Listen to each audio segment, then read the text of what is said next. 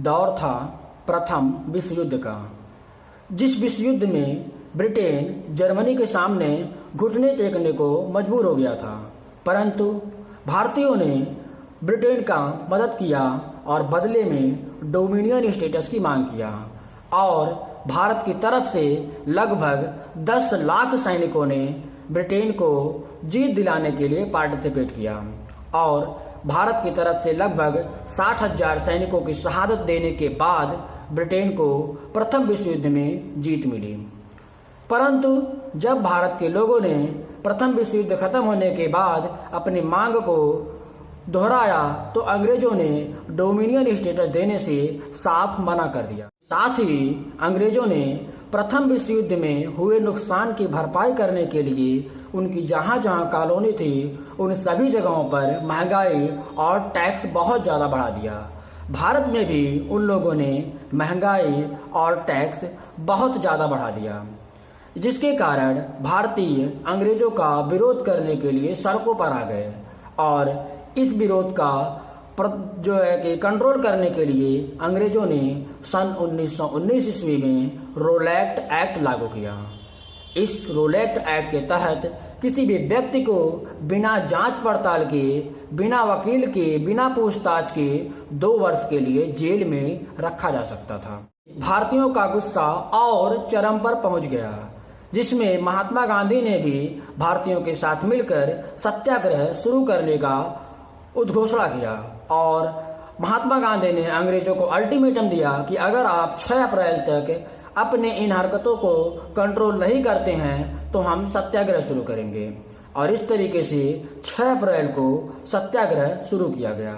6 अप्रैल सन 1919 को सत्याग्रह शुरू होने के बाद 10 अप्रैल सन 1919 को ही भारत के 2 क्रांतिवीर सैफुद्दीन किचलू और डॉक्टर सत्यपाल को अंग्रेजों ने गिरफ्तार कर लिया, जिनको छुड़ाने के लिए भारत के लोग पंजाब के अमृतसर के चौकी पर विरोध करना शुरू कर दिया और उनको कंट्रोल करने के लिए अंग्रेजों ने भारतीयों पर अंधाधुंध तरीके से फायरिंग कर दिया, जिसमें कई भारतीयों की जानें गईं।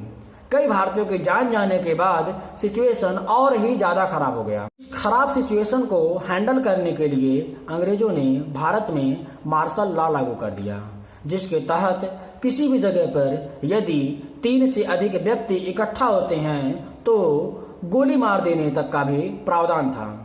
और भारत में उस समय टीवी, न्यूज चैनल, न्यूज़पेपर आदि बहुत ज्यादा प्रचलन में नहीं था, इसीलिए इस मार्शल लॉ के बारे में भारतीयों को बहुत ज्यादा जानकारी नहीं थी। समय था बैसाखी का।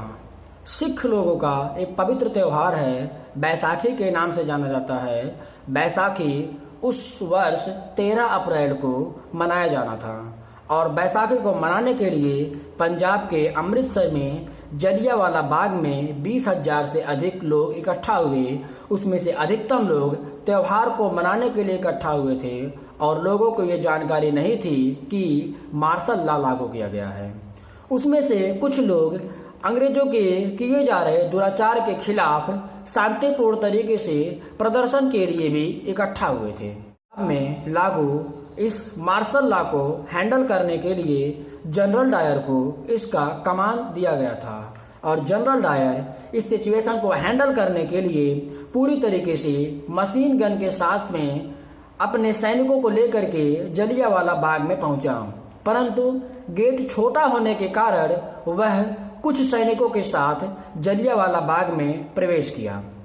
जलियांवाला बाग में एंटर करने के लिए और एग्जिट होने के लिए केवल एक ही गेट था और वह भी बहुत छोटा गेट था। उसी गेट से सभी लोग अंदर जाते भी थे और बाहर निकलते भी थे। जनरल डायर उस गेट को बंद करके भारतीयों को चारों तरफ से घेर करके अंधाधुंध तरीके से फायरिंग करवाना शुरू किया कि यदि कोई भारतीय अपनी जान बचाने के लिए बाउंड्री को कूदकर बाहर निकलने का प्रयास करता था तो जनरल डायर उनकी तरफ बंदूक करके फायरिंग करवाया। लोगों ने जान बचाने के लिए उस बाग में उपस्थित एक कुएं में छलांग लगा दी और लोग अपनी जान बचाने का प्रयास किए। कुएं में कूदने के कारण उसमें भी कई लोगों की मृत्यु हुई और कई लोग घायल भी हुए। इस प्रकार 15 मिनट तक अंधाधुंध फायरिंग करके लगभग 1650 बुलेट फायर किए गए और इसमें लगभग 1000 भारतीयों की मृत्यु हुई और 1500 से अधिक भारतीय घायल हुए। इस घटना का खबर फैलते ही पूरे भारत में सनसनी मच गई कि अंग्रेज इतने क्रूर भी कैसे हो सकते हैं, जिसका विरोध करने के लिए महात्मा गांधी ने अपना टाइटल केसर-ए-हिंद वापस कर दिया।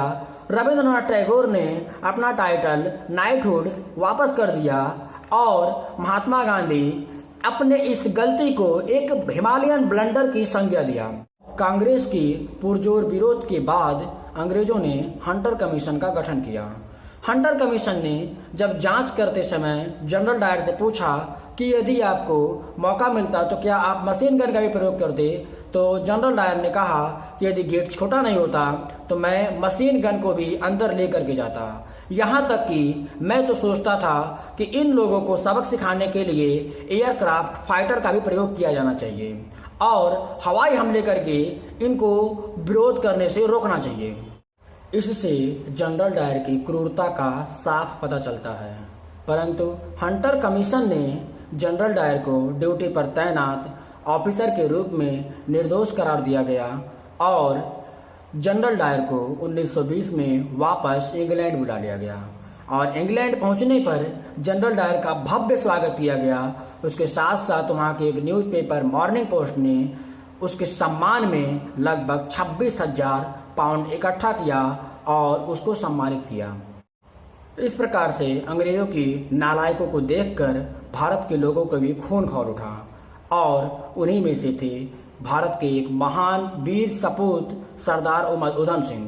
सरदार उधम सिंह भी उस समय जलियांवाला बाग से बहुत ही ज़्यादा प्रभावित हुए, जिसके कारण उन्होंने उसी दिन से प्लानिंग करना शुरू किया और प्लानिंग करते हुए लगभग 20 साल के बाद जनरल डायर को उसी के देश में इंग्लैंड पहुंचकर 13 मार्च सन 1940 को भरी सभा में गोली मार दिया। और गोली मारने के बाद जब उनके ऊपर ट्रायल चल रहा था तो ट्रायल चलते समय जब उनसे उनका नाम पूछा गया तो उन्होंने बताया मोहम्मद सिंह आज़ाद कि हम आज भी भारतीय सारे लोग एक साथ मिलजुल कर रहना जानते हैं और आज भी हम भारतीय यूनाइट हैं।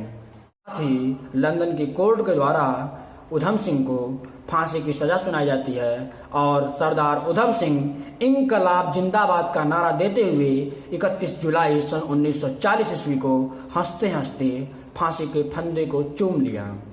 और जब भारत आज़ाद हुआ तो 1974 ईस्वी को इंदिरा गांधी जी की सरकार के द्वारा उधम सिंह की अस्थियों को भारत वापस लाया गया और उन्हें उनके बलिदान के लिए सम्मानित किया गया। के बाद भारत आज़ाद हुआ और भारत के इन शहीदों के गुणगान में हम कम से कम जय हिंद तो लिख ही सकते हैं।